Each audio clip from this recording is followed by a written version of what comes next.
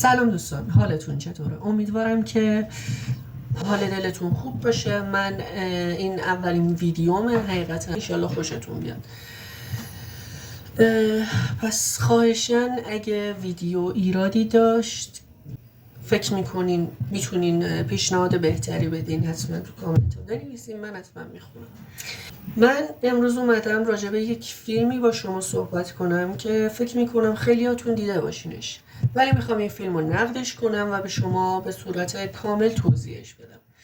پس امیدوارم از این ویدیو خوشتون بیاد. اگه خوشتون اومد لطفا لایک کنید، کامنت بذارین و برای دوستاتون بفرستین تا دوستاتون هم از این موضوع مطلع بشن و این ویدیو رو ببینن. فیلمی که میخوام راجبش امروز باهاتون صحبت کنم یه فیلم از شبکه نتفلیکسه که به صورت اینترنتی به تماشا در اومد. یه فیلم میشه گفت درام نوجوانی و یه ژانر همچین چیزی داره، یه ژانر درام نوجوانی و معمایی طور داره. فیلم راجب این موضوع و اسم فیلم 13 Reasons Why، یعنی 13 دلیل برای اینکه. بریم اول یه کلیپ ازش ببینیم و برگردیم. Why didn't you say this to me when I was alive? My husband and I, we never got a note.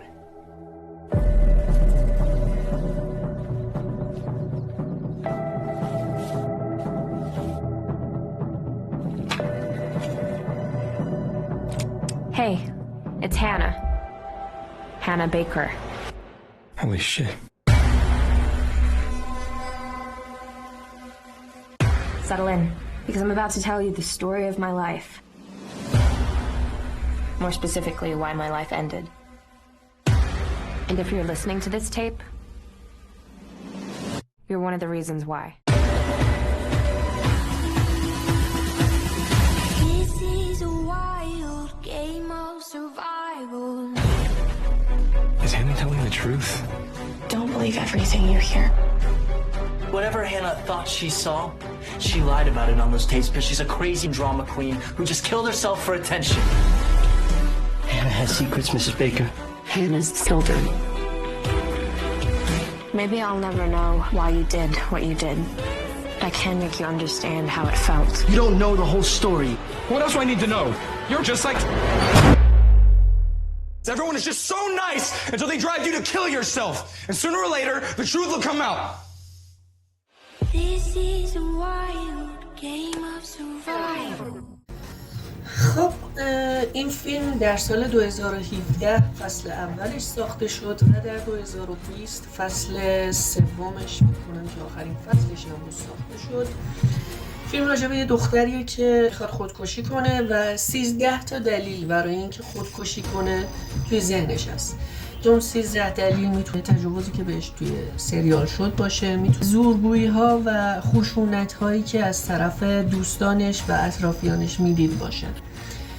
این فیلم ساخته شده بود توسط اسمش توماس مککارتی بود، کارگردان این فیلم.